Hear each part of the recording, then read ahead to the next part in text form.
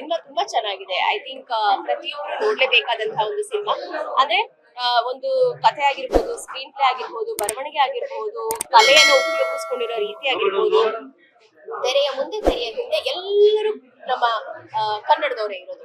So ಹಾಗಾಗಿ ಹೆಚ್ಚು ಹೆಚ್ಚು ನಮ್ಮ ಕನ್ನಡಿಗರು ಬಂದು ಸಿನಿಮಾನ ನೋಡ್ಬೇಕು ಅಂತ ಕೇಳ್ಕೊತೀನಿ. ಪ್ರತಿಯೊಬ್ಬರು ರಿಲೇಟ್ ಮಾಡ್ತಾರೆ ಈ ಕಥೆಗೆ. ರಿಲೇಟ್ ಮಾಡ್ಲಿಲ್ಲ ಅಂದ್ರೂ ಒಂದು ಅವೇರ್ನೆಸ್ ಅಂತೂ ಖಂಡಿತವಾಗಿ ಕ್ರಿಯೇಟ್ ಆಗುತ್ತೆ. ಸೊ ಹಾಗಾಗಿ ಎಲ್ಲಿಯೂ ಒಂದು ಪಾಠ ಹೇಳ್ತಾ ಇದೀವಿ ಅನ್ನೋ ರೀತಿ ಅಲ್ಲದೆ ತುಂಬಾ ಎಂಟರ್ಟೈನಿಂಗ್ ಆಗಿ ಸಕ್ಕತ್ತಾಗಿದೆ. ಒಳ್ಳೆ ಸಿನಿಮಾ, ವಿಕಲ್ಪ ಒಳ್ಳೆ ಸಿನಿಮಾ, ಜನ ಎಲ್ಲ ನೋಡಿ. ಯಾಕಂದ್ರೆ ಇತ್ತೀಚೆಗೆ ಅಪರೂಪಕ್ಕೆ ಒಂದೊಂದು ಒಳ್ಳೆ ಸಿನಿಮಾಗಳು ಬರ್ತವೆ. ಅದ್ರಲ್ಲಿ ಇದು ಒಂದು. ಪೃಥ್ವಿರಾಜ್ ಪಾಟೀಲ್ಗೆ ನನ್ನ ಅಭಿನಂದನೆಗಳು. ಈ ಚಿತ್ರವನ್ನ ಎಲ್ಲರೂ ನೋಡಿ ಆನಂದಿಸಿದ್ದಾರೆ. ವಿಕಲ್ಪ ಈಗ ನೋಡ್ಕೊಂಡು ಬಂದೆ ನಾನು.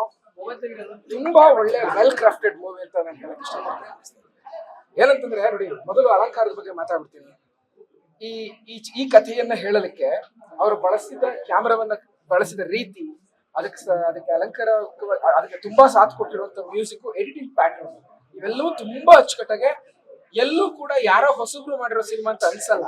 ತಾನೇ ನಟಿಸಿ, ತಾನೇ ಬರೆದು, ತಾನೇ ನಿರ್ದೇಶಿಸಿ, ಇದೆಲ್ಲ ದೊಡ್ಡ ಜವಾಬ್ದಾರಿ ಇರುವಂತ ಕೆಲಸ. ಸೊ ಅದು ತುಂಬಾ ಚೆನ್ನಾಗಿ ನಿಭಾಯಿಸಿದ್ದಾರೆ ನಮ್ಮ ಪೃಥ್ವಿಯವರು ಅಂತ ಹೇಳಿ ನಾನು ಹೇಳಕ್ ಇಷ್ಟಪಡ್ತೀನಿ. ಒಂದು ಇನ್ನು ಆತ್ಮದ ವಿಷಯಕ್ಕೆ ಬಂದ್ರೆ, ಕಥೆ, ಆ ಕಥೆಯನ್ನ ಎವ್ರಿ 10 minutes ಸ್ಕ್ರೀನ್ ಪ್ಲೇನಲ್ಲಿ ಒಂದು ಜರ್ಕ್ ಕೊಡ್ತಾರೆ ಆಡಿಯನ್ಸ್. ಅಷ್ಟು ಚೆನ್ನಾಗಿ ಹಿಡಿದಿರೋದು, ಒಂದು ಗ್ರಿಪ್ಪಿಂದಾಗೆ ಸ್ಕ್ರೀನ್ ಪ್ಲೇ ತಗೊಂಡು ಹೋಗ್ತಾರೆ. ಮತ್ತೆ ಬಹಳ ಬ್ಯೂಟಿ ಏನಂತಂದ್ರೆ, ನಮ್ಮ ಕನ್ನಡದ ನೆಲದ ಒಂದು ಜನಪದ ಕಲೆ ಏನ್ ಯಕ್ಷಗಾನ ಇದೆಯಲ್ಲ, ಅದನ್ನ ಇಂಥದ್ದೊಂದು horror attempt, screen play attempt ಒಳಗಡೆ ಅದನ್ನ ತಂದಿರೋ ರೀತಿ ಬಹಳ ಚೆನ್ನಾಗಿದೆ. ಎಷ್ಟೊಂದು ಸೊಗಡಿನ ಹಾಡುಗಳು, ಎಷ್ಟೊಂದು ಯಕ್ಷಗಾನದ ಕೆಲವು ಮಟ್ಟುಗಳು, ಇವನ್ನೆಲ್ಲ ಉಪಯೋಗಿಸ್ಕೊಂಡು ಆ ಸೌಂಡು, ಲೊಕೇಶನ್ ಎಲ್ಲವೂ ಸೇರಿ ಒಂದು ಲೋಕಕ್ಕೆ ಕರ್ಕೊಂಡು ಹೋಗುತ್ತೆ. ಇಷ್ಟು ಚೆನ್ನಾಗಿ ಇದನ್ನು ತುಂಬಾ ವೆಲ್ ಪರ್ಫೆಕ್ಟ್ ಆಗಿ ಮಾಡಿದ್ದಾರೆ. ನನಗೆ ಖುಷಿ ಆಗೋದು ಏನಂತಂದ್ರೆ, ಅವ್ರ ರಂಗಭೂಮಿಯ ಗೆಳೆಯ ಪೃಥ್ವಿಯವರು. ಸೊ ಇಂಥ ಆಳವಾಗಿ ರಂಗಭೂಮಿಯನ್ನು ಅಭ್ಯಾಸ ಮಾಡಿರುವಂತಹ ಆಳವಾದ ವ್ಯಕ್ತಿಗಳಿಗೆ ಮಾತ್ರ ಈ ತರದೊಂದು ಚೆನ್ನಾಗಿ ಕಟ್ಟಿಕೊಡುವಂತಹ ಕಲೆ ಸಿಗುತ್ತೆ. ಏನೋ ಗೊತ್ತಿಲ್ಲ, ದಯವಿಟ್ಟು ಒಂದು ಕಳಕಳಿಯ ಮನವಿ ಮತ್ತು ಯಾಚನೆ ಏನಂತಂದ್ರೆ, ಈ ಸಿನಿಮಾನ ನೋಡಿ ಹೆಚ್ಚೆಚ್ಚು ಜನಕ್ಕೆ ಅದು ರೀಚ್ ಆಗೋದು ದಯವಿಟ್ಟು ಕನ್ನಡಿಗರು ಮಾಡಬೇಕು ಅಂತ ನಾನು ಪ್ರಾರ್ಥಿಸ್ತೀನಿ. All the best, all the best.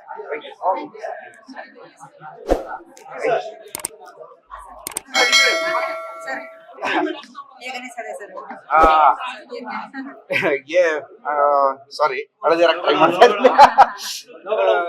ಅಂದ್ರೆ ಸರ್ ಹೇಳದಂಗೆ ತುಂಬಾ ಪರಿಶ್ರಮ, ತುಂಬಾ ತಯಾರಿ. ಇದು ಒಂದು 18 ವರ್ಷದ ಅನುಭವದಲ್ಲಿ ನನ್ನ ರಂಗಭೂಮಿ ಎಲ್ಲ ಸೇರಿಸಿ ಒಂದು ಕ್ರೋಢೀಕರಿಸಿ ಮಾಡಿರುವಂತಹ ಕತೆ. ಅದು ಸರಿಯಾದ ಜಾಗಕ್ಕೆ ಸೇರ್ಲಿ ಅನ್ನೋದಷ್ಟೇ ನನ್ನ ರಿಕ್ವೆಸ್ಟ್. ಸರ್ ಹೇಳಿದ್ರು, ಬಟ್ ನಾನಿನ್ನೂ ಕಲಿತಾ ಇದ್ದೀನಿ. ಬಟ್ ರಿವ್ಯೂ ಚೆನ್ನಾಗಿದೆ. ಕೆಲವೊಂದು ಯುನಿಕ್ ಎಕ್ಸ್ಪೀರಿಯನ್ಸ್ಗಳನ್ನ, ಯುನಿಕ್ ಸೌಂಡ್ಗಳನ್ನ ಸಿನಿಮ್ಯಾಟಿಕ್ ಎಕ್ಸ್ಪೀರಿಯನ್ಸ್ಗೋಸ್ಕರನೇ ಕ್ರಾಫ್ಟ್ ಮಾಡಿದ್ದೀವಿ. ಹಾಗಾಗಿ ಮತ್ತೆ ವಿಜುವಲ್ ಇಂಪ್ಯಾಕ್ಟ್ ಅನ್ನು ಕೂಡ ನಾವು ಯೂಸ್ ಮಾಡಿರೋ ಸಿನಿ ಪ್ರೈಮ್ ಲೆನ್ಸಸ್ ಇರ್ಬೋದು, ಅಥವಾ ನಾವು ಯೂಸ್ ಮಾಡಿರುವಂತ ಕೆಲವೊಂದು ಸೌಂಡ್ ಸ್ಕೇಪಿಂಗ್ ಇರ್ಬೋದು, ಇದೆಲ್ಲ ಸಿನಿಮಾ ಥಿಯೇಟರ್ಗಳಿಗೋಸ್ಕರನೇ ಟ್ಯೂನ್ ಮಾಡಿದ್ವಿ.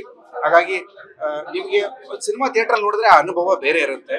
ಈಗ ತಾನೇ ಜಯತೀರ್ಥ ಸರ್ ಹೇಳಿದ್ರು, ಆ ಸಣ್ಣ ಸಣ್ಣ ಸೌಂಡ್ಗಳ ಅನುಭವನ ದಯವಿಟ್ಟು ಥಿಯೇಟರ್ಗೆ ಬಂದು ಪಡ್ಕೊಳ್ಳಿ ಅಂತ ಕೇಳಿದ್ರು. ಆಗಿದೆ, ಸುಮಾರು ಲೆಕ್ಕ ಹೋಗ್ಬಿಟ್ಟಿದೆ ಈಗ. ಒಂದು ಅರೌಂಡ್ 2 ಆಗಿದೆ ಅಂತ ಅನಿಸ್ತಾ ಇದೆ ಇವಾಗ. ಇನ್ನೂ ಹೋಗ್ತಿದೆ ಗೊತ್ತಿಲ್ಲ.